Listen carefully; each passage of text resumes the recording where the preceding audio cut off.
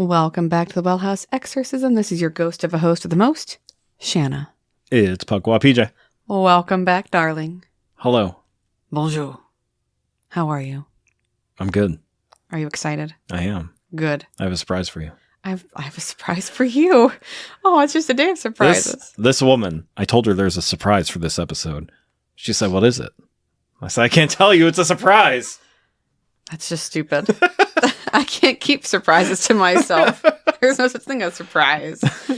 Anyway, I first want to give You're not going to like the surprise. Of course I'm not. I'm not surprised at all about that. Anyway, I first want to give a shout out to an amazing listener who decided to talk to us on Instagram named High King Margot and Pancake. First off, I love the title. A little confused, but love it. PJ explains to me it's pets. It's cats. Yes, which is wonderful. We have 3 cats of our own. But because of their comments and what they were talking about with PJ, I did a 180 for my episode this week. I had something else pulled up, but I was like, oh, I got this one. It's been on the back burner. I'm going to pull it out instead. And yes, apparently we're on Instagram. I had no idea. Yeah, we had one since February, but I could never get it working properly. I still can't. It won't access my camera reels. February of last year. Yeah. Let me find out if I'm almost a year now. Okay. And so, High King Margot, the fact that you messaged us so recently, you're lucky that we got back to you, because again, the account hasn't been I literally got on it Friday because we had a snow day. I'm like, maybe I should just get that Instagram account running. Yeah. And I saw there's a message waiting for us, and it was only from Wednesday. I'm like, oh wow, they weren't waiting too long. That's good. So, when you're talking to PJ, listen, I don't run Instagram, don't have one, so you're talking to him. So if anyone wants to talk to PJ and not me, I guess hop on Instagram. I guess so. Facebook is for me. I guess so. But thank you. Now, the Instagram, is it called Games Overboard as well? Yeah, it's Games Overboard, yeah. Okay, good, yeah. Because again, we're a subsidiary of Games Overboard. And I added links to our Games Overboard Instagram and Twitter to our website. To our website. Wonderful. Scroll down to the bottom of the page and you'll find links to Facebook, You'll have Instagram, one more Twitter. thing to add soon, but that's for the end of the episode. Yep. So PJ, my surprise for you is the title of my episode tonight is going to be called "Flying Creatures Are So Cool." You excited? I am. All right. So can I give you my surprise first? Does it have anything to do with what I'm talking about? No. Okay, then I'll hold off my references. Go ahead. Okay. This comes from the book Fearsome Creatures of the Lumberwoods from 1910 by William T. Cox. Okay. C-O-X, Cox? Yes. Is he from the area? I think so. Because there are a lot of, I teach a lot. I've taught a couple Cox. Few people outside of Pennsylvania have ever heard of this quaint beast, which is said to be fairly common in the hemlock forests of the state. Oh, no. The squonk is of a very retiring disposition, generally traveling at about twilight and dusk. Because of its misfitting skin, which is covered with warts and moles, it is always unhappy. Okay.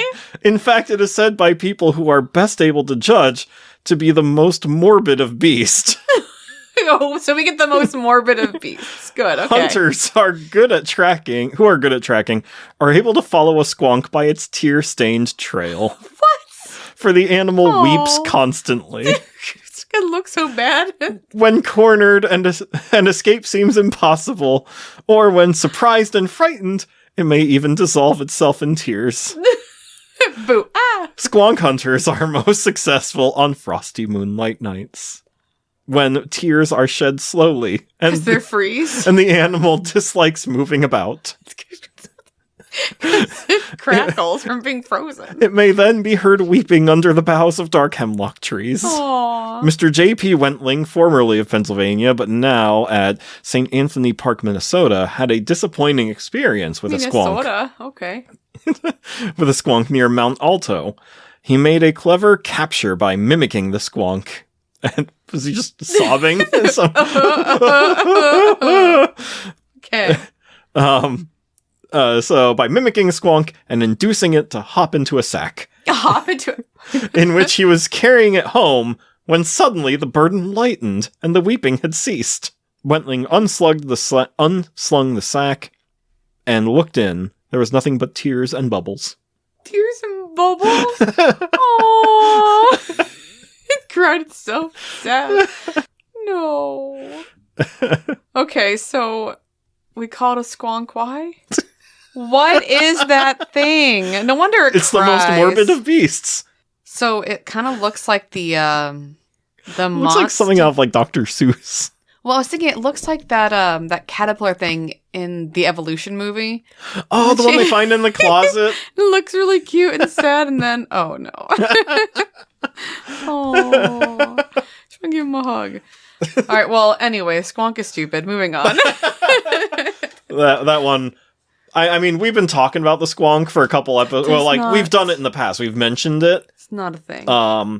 But since Hiking Margot mentioned it through Instagram, Squonk is not real. I had to read that excerpt. No. Anyway. So, Pennsylvania listeners, if you hear weeping in the forest, it's PJ because I shoved him out there for reading terrible. That's me looking for it. Anything? The duck call. Instead of a duck call, it's just a replaying of someone crying watching Titanic or something. Anyway, tonight's episode, thank you. I'm not sure how that's a fun surprise, but anyway. Oh, you can't tell me it wasn't fun. It was something. So, this episode's called Flying Creatures Are So Cool. My references are Beware of the Woods, Scary True Stories of the Unexplained by Tony Urban, my brand new book from my birthday. Woo. Love Tony Urban. It's my second book by him now. Original.newsbreak.com, Wikipedia, of course, and Reddit. All right. So I got some reels, got some and I got some funs. So it's going to be fun tonight, PJ. Now, my surprise for you is I'm going to discuss the Mothman. Cool. But not in a lot of detail because that's going to be you on a PukwaPJ. That'll be a future choice. episode, yeah. But when I was reading Beware of the Woods, some cool stories popped up. So anyway, in his May 2023 published book entitled Beware of the Woods, Scary True Stories of the Unexplained, Tony Urban interviews people from all over the United States about strange events that they have witnessed. In a recent interview, he talked with Elena, which I appreciate because it's my middle name, about a strange cryptid sighting in West Virginia. To be specific, it was a strange flying cryptid. Ooh. Oh, yes. And I'm specifically saying in his May 2023 book because Beware of the Woods has two parts. There's this one, and there's part 2, which was published in November. I don't have that one yet. So, No. Tony Urban, if you're listening, you can send me a copy signed. I'd really appreciate it. Okay, thanks. Bye. Anyway, so I want to share this story because I read it and I thought of you. So the eyewitness's name is Elena, as I mentioned. The date of the interview that he held this was in July of 2019. But her sighting was approximately May 2015. Okay. So, still pretty recent. Yeah. So I guess the Mothman will live for another day. That's how I'm saying it here. So she said, as a history major, I was always interested in exploring the past, even if it meant wandering around in the middle of nowhere. So when I heard about a cemetery from the late 1700s lost to time in the middle of the forest, I couldn't resist trying to find it.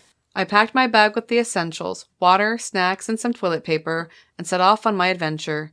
The hike through the woods in search of the cemetery was long and confusing, but I was determined to find it. I trekked through the dense forest, following a narrow path that wound through the trees. Time flew by as I hiked, and before I knew it, the sun was on its downward path. And so again, she is going to the cemetery. Yeah. Okay? And now realizes she's like almost lost there. And she realizes she only has like a bottle of water and some power bars. So I'm skipping forward in the story a little bit. And toilet paper. Well, Post-COVID era, that's an important thing to... This was pre-COVID, though. Yeah, I know, but I'm just... a post-COVID book, people are mentioning it. Like, I had it. So anyway, back in the day when they used to toilet paper, I remember those days. It was circa 2020 in January. Anyway. The great toilet paper famine. 4 years ago. Not 420, no, just 4 years ago. Anyway, again, it's getting nighttime now. It's actually dark at this point in the story, so I'm skipping forward. Night. Yes. So I tried to stay calm and think logically, but as the minutes ticked by, my anxiety started to get the better of me. The darkness and silence of the forest were suffocating. Every path I took seemed unfamiliar and drew me deeper into the woods. By the time it was pitch black, I will admit that I was spooked. So it's dark now, and she's like freaking out because there's lots of sounds. She's lost. Her phone has zero signal, of course. So then she says, Then I thought I heard a vehicle in the distance. I quickened my pace, hoping and praying that I was heading back toward my car or any road at all. I caught a glimpse of headlights, and I broke into a run. That was a dumb choice, as it wasn't long before I tripped over some bush or root and fell face first onto the forest floor. The detritus scratched at my skin, drawing blood in a few spots, but I'd avoided any serious injury. So again, hurt now. Every scary story, I guess, has to have this, right? But so she continues on, and she thinks that she's getting close to, the road, if you will. So she's excited because it was a road. All right. So she says, as I break through the trees and stepped onto it, I told myself how lucky I was. Even though it was a cramped little 2-lane thing, it felt like civilization. It felt like safety. I followed it in the direction I thought it would take me to the pull-off where I'd left my car. The tree stood tall on both sides of the road, letting only the faintest amount of moonlight penetrate. And so she says she feels safe, but she's also nervous because she's not at her car, obviously. Oh, yeah. So it says, I walked for maybe 20 more minutes when I heard the air moving above me. It was like a gust of wind, but it seemed too isolated to be the wind. The leaves near to the ground weren't rustling. My hair wasn't blowing in the breeze, but that sound was unmistakable. I looked up, straining my eyes, trying to find the source. And then, to my great confusion, I saw what I first thought was a large bird, maybe an owl. No, it's a plane. But as it flew closer, I realized that it was something entirely foreign to me.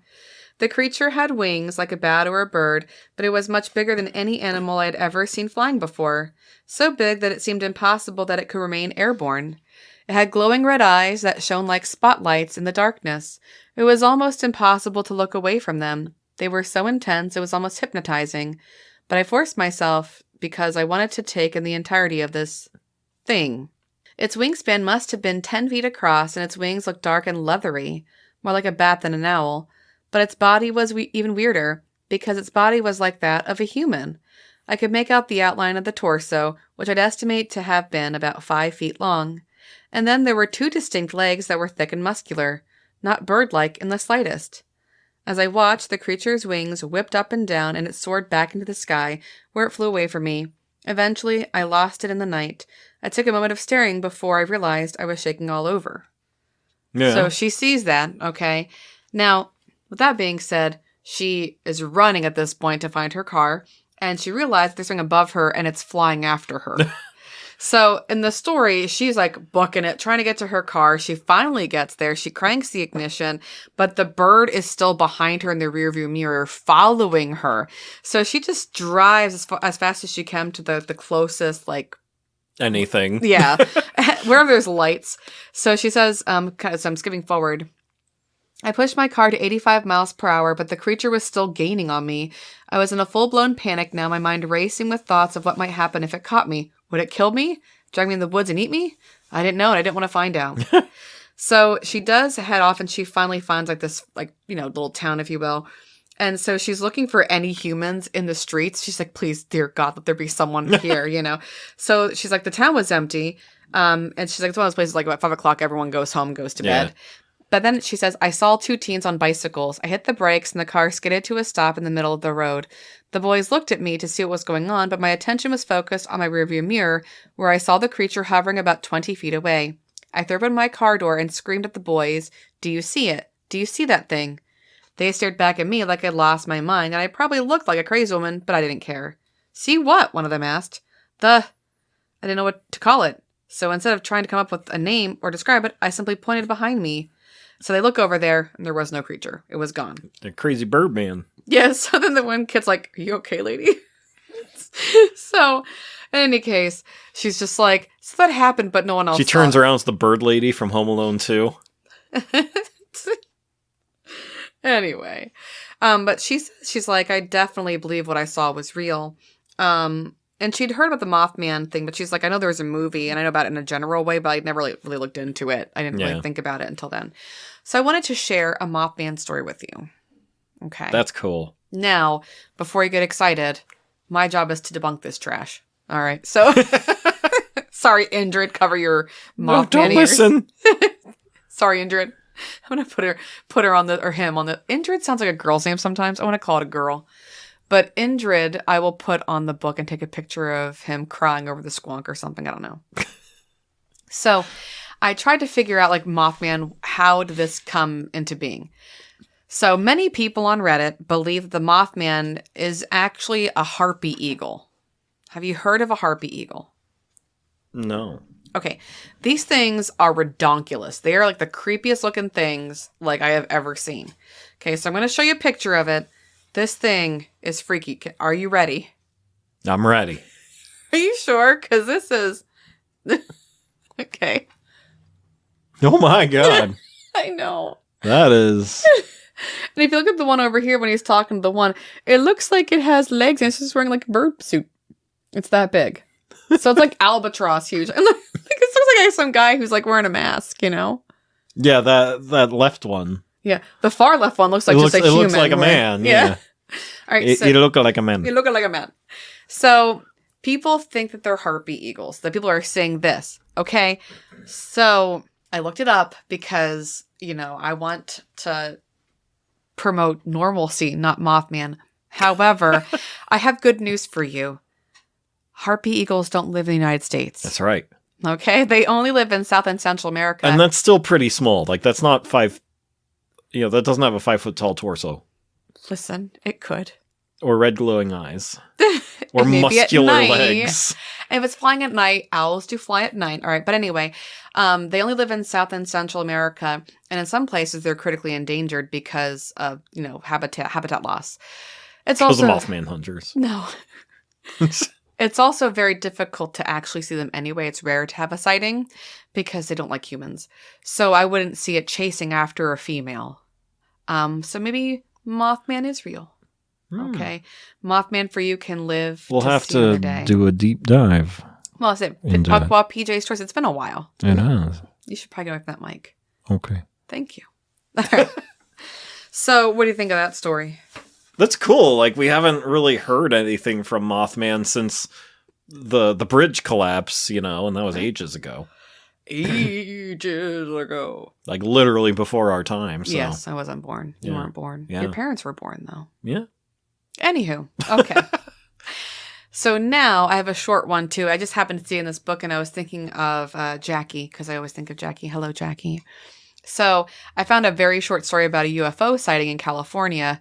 So I'm just sharing this because I love you, Jackie. It's for you, baby. All right. So again, coming out of the Tony Urban book. And again, I'm doing this because my major story tonight is, again, a flying thing. So here in California, our eyewitness is named Kelly. The interview was in 2022, and the sighting was approximately September of 2012. So it was over a decade ago. Yep. So Kelly says, my sister Mara and I go on vacation together every 5 years. We've done it since we were in our 20s. No matter how far apart life pulls us, we make a point to reconnect for that trip. Sometimes we fly to an exotic foreign location. Sometimes we take a more traditional trip. For example, in 1992, we went to Disney World. Disney World. Fun place. Anyway, the destinations often played second fiddle to having time together to catch up and renew our sisterly bond. So in the autumn of 2012, they are in a cabin in upstate California. It is along the Trinity River, and the approximate area setting was Sailor, California. I hope I pronounced that correctly. Jackie can fix it for us later. Moving on. It was very much off the beaten path without many amenities, but that didn't bother them really. They just wanted to relax and hang out. So they are out in the middle of nowhere. So she says they spent the first few days catching up, exploring the area, eating, and that's pretty much all they did. But then our week-long stay was going wonderfully until the fourth night. I awoke first, roused from sleep by a blindingly bright light that filled my bedroom.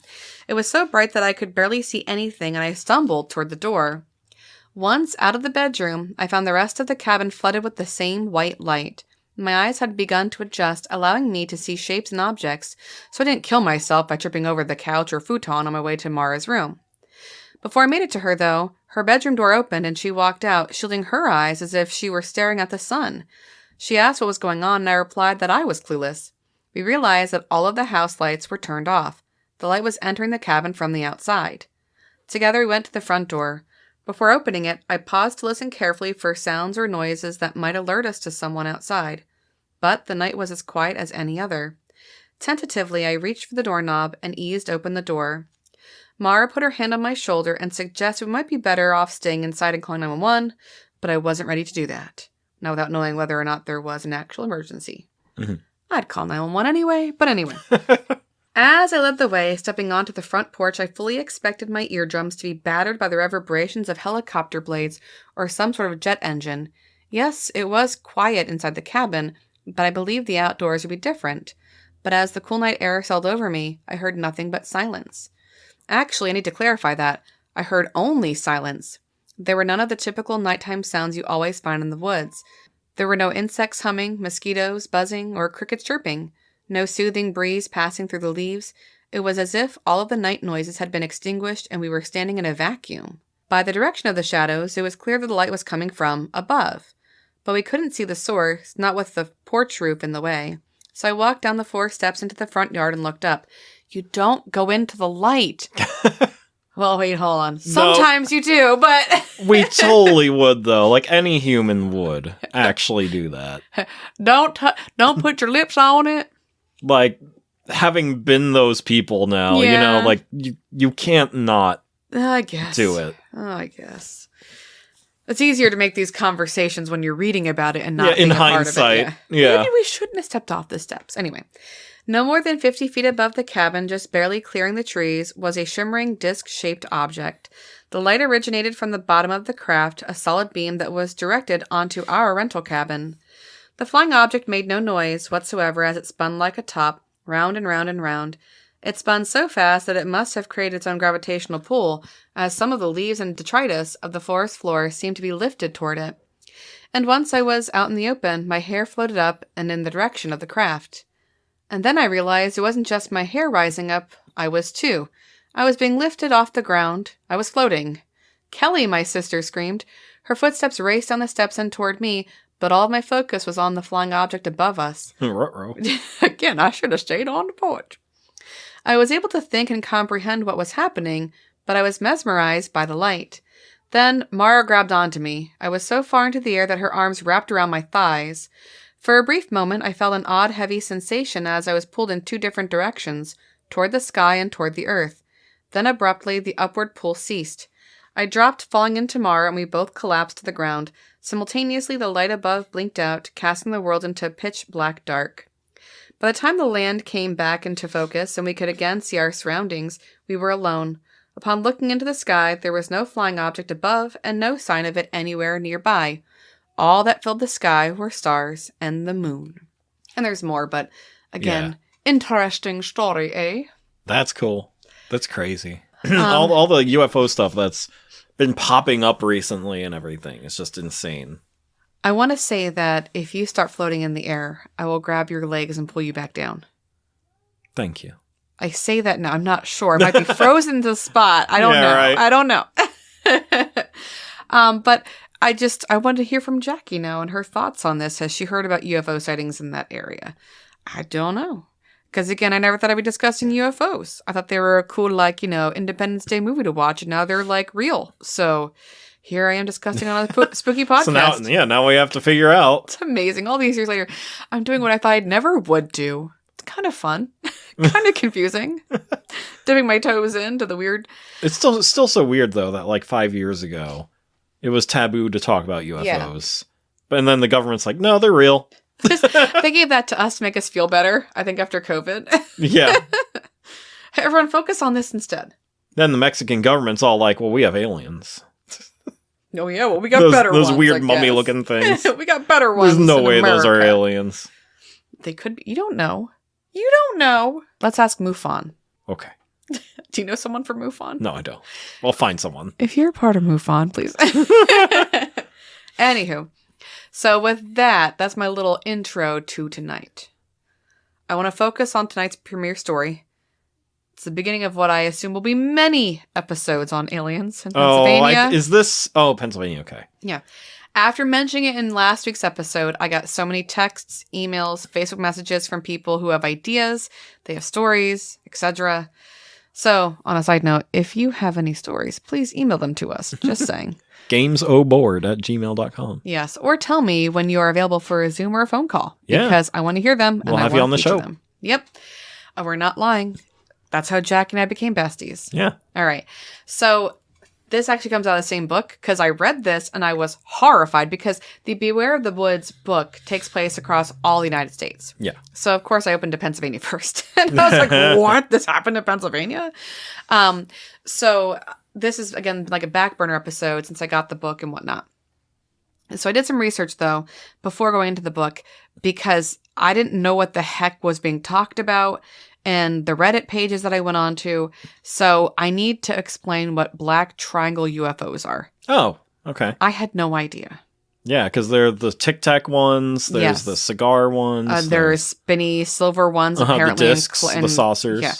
So when it comes to the unexplained, he talks about one type.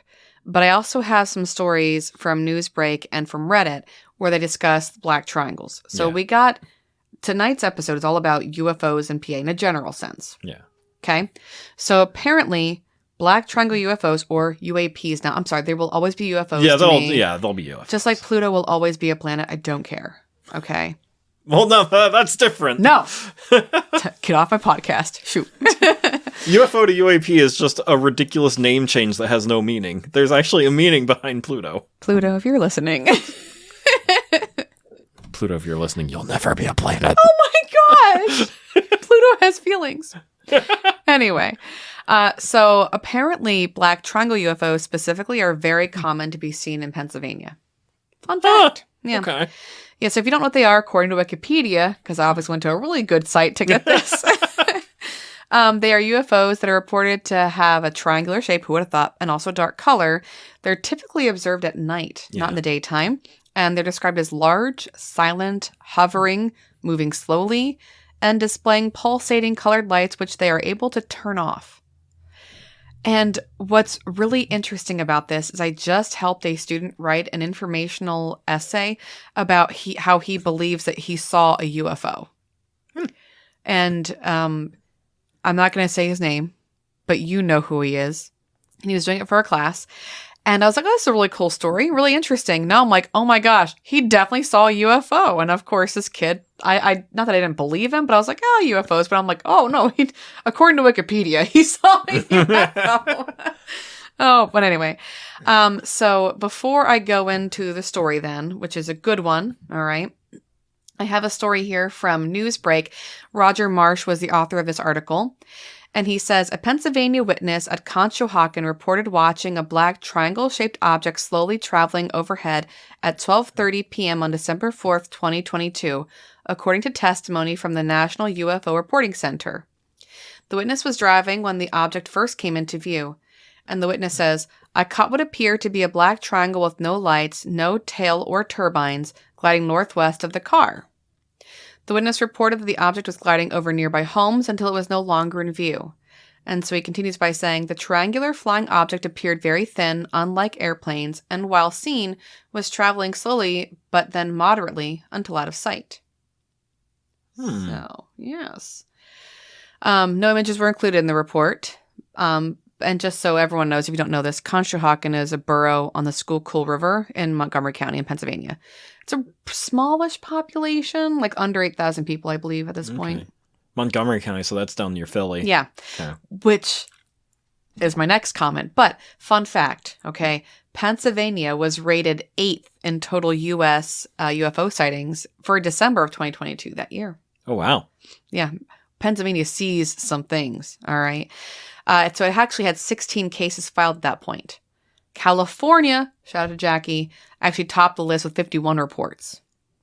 All right, so Jackie, you got one up on us. You saw more than us. All right, but we're in the top 5, so winning. Oh, sorry, kidding. Top 8. I lied. California had the famous battle for Los Angeles. Yes. So, not the movie. I mean, they literally had a battle right after a month after Pearl Harbor with a thing in the sky.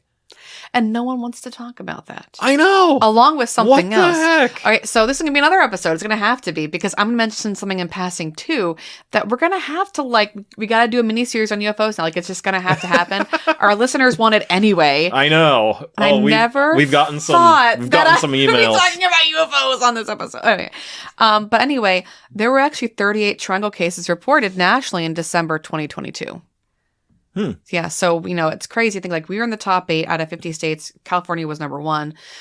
So, we mentioned like these, Conshohocken is down there, as you mentioned, near Philly. Philadelphia had the Philadelphia experiment.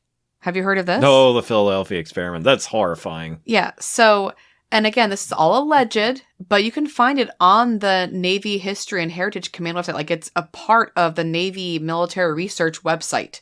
All right. Yeah. So this exists. So something happened for sure. Yeah, but nobody wants to talk about it. Okay. Yeah. So, if you want to, so I forgot to mention this is another research. Do a whole episode on it. We have to, yeah. But this is another reference that I'll be using for a full episode. It's history.navy.military. Okay, and it's just under Philadelphia experiment. And so, allegedly, I'm quoting this from them. In the fall of 1943, a U.S. Navy destroyer was made invisible and teleported from Philadelphia, Pennsylvania, to Norfolk, Virginia, in an incident known as the Philadelphia experiment. Records in the Archives branch of the Naval History and Heritage Command have been repeatedly searched, but no documents have been located which confirm the event or any interest by the Navy in attempting such an achievement. But there is the ship, and it was called the USS Eldridge, not Eldritch. But what is also interesting, again, I'm going down a rabbit hole here because we're talking about this. Lovecraft died in 1937. Yeah. All right. In Rhode Island, so up here north with us. And then we have a ship that is close in name to his abomination stuff, all right? The Eldritch Horrors. I'm just saying here, there's a connection. And it's happening during World War II. I'm not saying it's Nazis, all right? But it's most likely Nazis at this point. So maybe all these stories about the Nazis being on the moon, who knows? Maybe they got into this crazy stuff. Maybe Eldritch Horror is real. I don't know. I'm becoming one of those people now, PJ, where it's boy. this isn't real, and now it is. Oh, no. We're losing her. She has to do more research. But anyway, so there is... You're going to be one of those people calling the Vatican asking where the Necronomicon is. I would like to get a copy. It's for research. Just don't tell me it's on a microfiche. Oh, anyway. So what's really interesting is that there is a diary, a war diary from the Eldritch. All right. And it says, again, I'm quoting it from the website here. The archives have reviewed the deck log and war diary from Eldridge's commissioning on 27 August 1943 at the New York Navy Yard through December 1943. The following description of Eldridge's activities are summarized from the ship's war diary. After commissioning, Eldridge remained in New York and in the Long Island Sound until the 16th of December when it sailed to Bermuda. From the 18th of September, the ship was in the vicinity of Bermuda undergoing training and sea trials until the 15th of October, and then it left in a convoy for New York, where the convoy entered in October later that year. So then, skipping forward, it says a copy of Eldridge's complete World War II action report and war diary coverage, including their marks section 1943 deck log, is held by the archives on microfilm. All right, so I am not going to look that up. But they actually have the title here. It's NRS-1978-26. And the original file is held by the National Archives. So this ship existed, and it did stuff during World War II. And then something happens in Philadelphia, and it just poops. Just poops. So I'm not saying it's aliens. But flying creatures are pretty cool for the title of this. So we need to do a full episode on the Philadelphia experiment, and we got to do one. Oh, the Battle for Los Angeles. Yes. That's not a full episode, unfortunately. We'll put it in with this. Yeah. All right. Maybe Jackie doesn't know anything about it. And I could talk about it right now. It'd take me 2 seconds. Shush. Okay. There's probably more research. So in any case, an amazing story, the Philadelphia experiment. And again, I'm not saying it's aliens, but it could be aliens. Okay. So anyway, moving on from there. So we have that story, and it's down from where, so I should say, the story of this flying triangle is close to where the Philadelphia experiment happened. So then I went on to Reddit because I like hearing real people's stories and their comments. So the title of this person's name is great. Frosty Appearance 90. He posted a story about seeing a black floating triangle type alien in the Williamsport area. Oh. Yes, specifically near the Allegheny River. So it's getting closer now. Yeah. Golly. My. We work in that area. It's okay if it's, down in Conshohocken because they have clean, clear water according to their water motto. But anyway, so I'm quoting this from Reddit. My significant other and I saw a huge, lots of E's, huge Vanta black looking triangle in the dead of the night, just rotating continuously.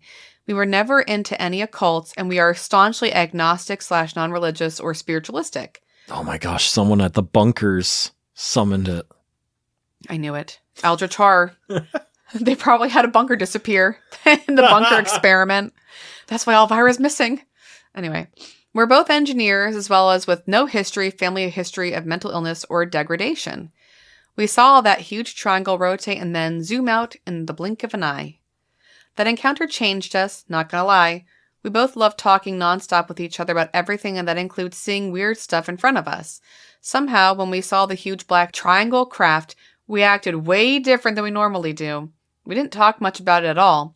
We literally said, might be an alien, and said nothing else about it until months later when recounting the story to our friends randomly. After telling our friends the story, we both got weirded out by the fact that we only started discussing about it months later and how unusual that is for us. I personally felt it was mind control or influence or something because that's just way out of my usual talking habits, but thought maybe it's just shock. We eventually hit up subreddit UFOs and got weirded out that people talked about consciousness in conjunction with aliens. Also totally think it's probably why there are barely any up-close footages of crafts or aliens. I think we were too close to the craft that perhaps we were in its range of influence to not film or to think about them until later. Also, I know so many low-quality Lockheed Martin software engineers, it kind of makes it hard for me to accept that this craft was possibly made by these people.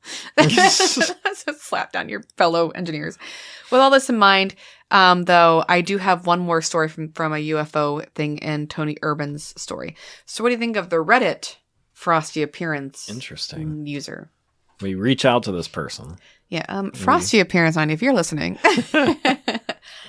It's just like it's because they live nearby. Yeah, Williamsport area. Yeah, so we can get a hold of these people. We just don't want it to come here.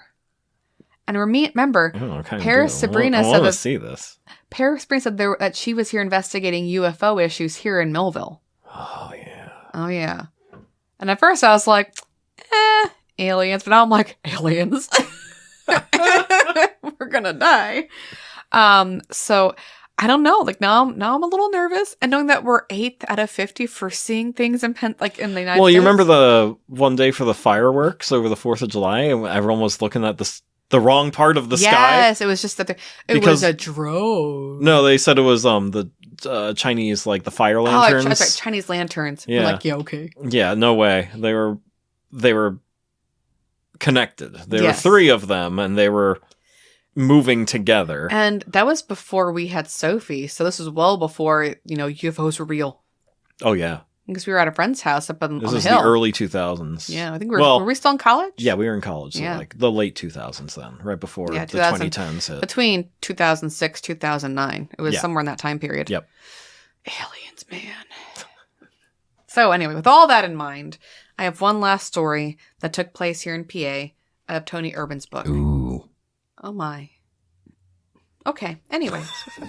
Here we go then. You scared me a little bit. So aliens. This story is called, well, it's not a story. This nonfiction is called Aliens in Pennsylvania, and the eyewitness gave his first and last name. Wow. Yeah, his name's Tim Murphy. He interviewed with Tony Urban in March of 2023.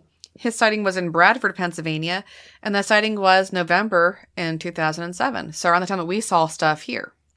Okay. But just up north. So Tim said, my experience began shortly after my father passed away. We'd been estranged for a few years. It was his choice. He cut himself off from everyone. He became very paranoid and angry. He was always ranting about being watched and followed. I don't know if it was a mental thing or what, but he demanded everyone leave him alone, and I obliged. 9 years before his passing, he sold his house in the suburbs and moved to his hunting cabin, which sat on about 10 acres of undisturbed forest. I hadn't been there in years, but after he died, it was my responsibility to settle his estate, and that meant getting his affairs in order. So his dad is basically like living out in the middle of nowhere. Yeah. And so he drives up to this place. It's obviously the cabin's like out in the middle of nowhere. But he says when he got there, the place did not look happy and beautiful. Place where he had had tree houses and wonderful memories.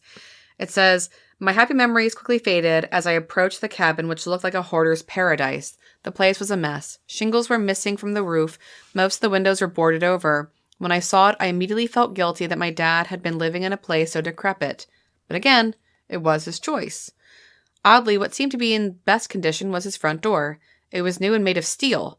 There were 4 locks on it, too, including 2 deadbolts. Fortunately, I had keys for all of them and was able to get inside without causing more destruction. There were piles of newspapers and magazines everywhere, boxes stacked on top of the boxes, and a thick layer of dust that covered everything. The smell was overpowering, a mix of mold and mildew. So you think that it's just going to be like a creepy ghost story. Right. It's setting everything up for a ghost story. But he says that there were lots of drawings, as the walls were covered with drawings, which I recognize as my dad's handiwork. He'd been an architect, his dad had been in real life. So, they're amazing drawings of bridges and stuff. But these drawings, it says here, look like nonsense. They might have been the insides of airplanes or the hulls of ships. I couldn't tell. Just looking at them made me uneasy and depressed, and I quickly tore them down and threw them into the fireplace. I was like, this does freaking me out. So anyway. It's very Lovecraftian right there. I refuse to look at this. Yeah. He said the whole scene was so unexpected and disturbing that I wished I could set the whole place on fire, burn it to the ground. But of course he was there to fix it all. So he said the first couple days were just tedious, going through bags after bags of trash, receipts, you name it, all that kind of stuff. Talk about major OCD, he says in here, to kind of quote the text. He says, it wasn't all bad, though. Sorting through my father's belongings was also a little like a scavenger hunt, and I find myself getting lost in nostalgia of it all. There were pictures from my childhood, some mementos from road trips we'd taken. I even found one of my old school essays about my dad and why he was the best dad in the world. He kept that for over 40 years. Aww. Yeah. But then on the 4th night, things started to get strange. I heard noises outside, like footsteps crunching on leaves, but when I went outside to investigate, there was no one there. The air out there felt charged, and I swear I could smell the ozone like there'd been a lightning strike. But it was a clear night, and there were no storms. I tried to brush it off as my imagination, but then the humming sound started. It was low and constant like the purr of a cat, but also somehow ominous. I convinced myself it was just a car in the distance or maybe a generator at a cabin somewhere else in the woods. But deep down, I knew it wasn't. The next night, I woke up to find the cabin completely lit up. It was like someone had turned on a giant spotlight outside, and the cabin was bathed in a bright white light. I rushed to the door to see what was going on, but I was blinded by the intensity of it all. The whole world went white. But that next thing I knew, I woke up in bed, disoriented and confused. It was almost noon. Maybe I'd been so exhausted that I dreamed about it all, but as I dressed for the day, I noticed 2 small puncture wounds on my thigh. They looked like old scars, already healed, but I knew they hadn't been there before. I'm certain of it. The following night, I was woken up by a low rumbling vibration that shook the cabin. It felt like a mild earthquake, but there was no seismic activities in the area. The noise was so intense that I could feel it in my bones, and it filled me with a sense of dread that I couldn't shake. I got out of bed and went to the window, but I couldn't see anything outside. The darkness was impenetrable. About half an hour later, the vibration stopped. The next evening, as I was eating some dinner, I saw a group of deer running past the cabin. There must have been at least 40 of them, and they were moving with a frenzied urgency that I had never seen before. That's more than a group. My gosh. Well, we've seen some pretty big ones, like 20, but not 40. Yeah. I walked outside and waited, expecting to see a pack of coyotes chasing them, or maybe even a bear, but there was nothing. I tried to shake it off, but as I turned back towards the cabin, I saw a bright light zipping above the treetops. It was too far away to make out any details, but I knew that it was not a natural phenomenon. Every time. I know. That night, as I lay in bed, I couldn't shake the feeling that I was being watched. I felt a presence in the room, as if someone or something was standing right next to me. The air was thick with an electrical charge, and the ozone smell was stronger than ever. The next few days were a blur. I was exhausted from lack of sleep. The humming at this point was continuous from dusk till dawn. I began to wonder if that sound could drive me crazy. Then, on the last night there, everything came to a head. I woke up to an eerie silence. The humming sound had stopped, and the air was still. I lay in bed frozen as I listened to the silence. Suddenly I heard a crashing sound, like a tree falling. I bolted upright. Then I heard it again, another crash, and this time it was closer. I got out of bed and grabbed the flashlight that was on my nightstand. Slowly, I made my way to the door and peered outside. I could see nothing but the darkness. I stepped out onto the porch, shining my flashlight into the trees. And then, I saw them. 3 figures were walking towards me, their movements identical. I couldn't see their faces, but I knew that they were not humans. They were tall and slender with elongated lemon-shaped heads and black oval eyes. They moved with a strange gait, like they were gliding across the ground. I stumbled back into the cabin, my heart racing. I slammed the door shut and locked it, all 4 locks, hoping that they would keep them out. They were aliens. They had to be. I couldn't come up with any other explanation. I huddled in a corner of the cabin, clutching a kitchen knife, waiting for the morning to come. I guess I fell asleep, but it was restless. I had nightmares about being abducted and experimented on. I woke up drenched in sweat and my skin was red, like I'd spent too long outside on a sunny day. Later on, it peeled. 2 layers, worse than any sunburn I'd ever had. The morning after I saw the aliens, I decided I couldn't stay at that cabin any longer. I packed up everything that would fit into my van and on the trailer and left the rest behind. I couldn't wait to get out of there and put as much distance between myself and that cabin as possible. So that's a fun story. Wow. Yep. And to add on to that, again, the puncture wounds were real and he still has those scars on his legs. Okay. And he says here, mixed in with his dad's paperwork were some journals. They started out normal enough, talking about life at the cabin and animals he'd seen. He logged every bird he saw, over 30 different species over the years, but as time progressed, his writings became more difficult to follow, made less sense. Near the end, it was almost impossible to comprehend what he was trying to say. Oh, wow. He's like, I want to imagine that's hoarding, but obviously there's something else that was plaguing me there, so maybe it was that. So, yeah, and he says, I'll never know for sure because he's gone and whatever was up at the cabin, he just, left there. Mm-hmm. Yeah. Now, Tony did ask him, did you ever have those wounds checked by a doctor? And he says, no, I do have some hip issues and I had some x-rays taken, but it didn't show anything except for arthritis. And then he asked, do you have, your dad's journals? And if so, could I look at them? And he's like, honestly, I should have kept them, but I found myself returning again and again to them. So he says he actually threw them in an incinerator. And he said it felt like a weight was lifted off of me afterward. Wow. So I want to, again, I wish he'd kept the evidence. Yeah. But, it's crazy. You have puncture wounds, you're not sleeping, then you have this crazy sunburn. Yeah. So, there you go. Those are all common stories among UFOs. And it must have been the Greys. Oh, there's also a drawing, a depiction of what he thought they looked like. Or the tall whites, if they're tall and slender. You're tall and slender. Which, I forget the name for them. Here they are. Oh. So, my listeners, if you are interested, I really suggest you buy Tony Urban's book, Beware of the Woods. I do not have part 2 yet. Tony Urban, if you're listening, I'd love a copy. You send that to me. That one's brand new. That just came out in November. So I'm going to get that one next. But from what I read, amazing stories. And they're all first-hand accounts, all recent interviews. So rock on, Tony Urban. But anyway, that is all I have for tonight, PJ, about aliens. So far. I mean, this is going to open up a whole new can of worms for us. I'm sure we're going to get a lot of emails. Which is why I'm glad you said that, because before I sign off, I just want I'm excited for this. I just want our listeners to know that I have created a Reddit community called subreddit The Wellhouse Exorcism, all one word, for everyone to share your stories. I really like the idea of you guys reaching out to tell us stories and your thoughts and your ideas. So I thought this community would be a great place to kind of collect spooky stuff and for you to comment with each other too, so you can all have conversations. I think it's just going to be a really great place for us all to kind of collect our minds and talk to each other. I do want to feature more real local people as much as possible, not just reading stories or looking stuff up online. And again, it's just subreddit, so r/ if you're not used to Reddit. So subreddit, The Wellhouse Exorcism. So hop on there. There's already a member. Oh, that's it's me. Wow. Well, there are 3 others online though. Yeah, people are looking at it right now. So please tell me your stuff.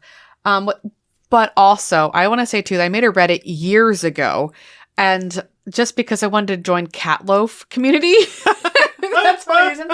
But what's amazing is I thought about making this, right, PJ?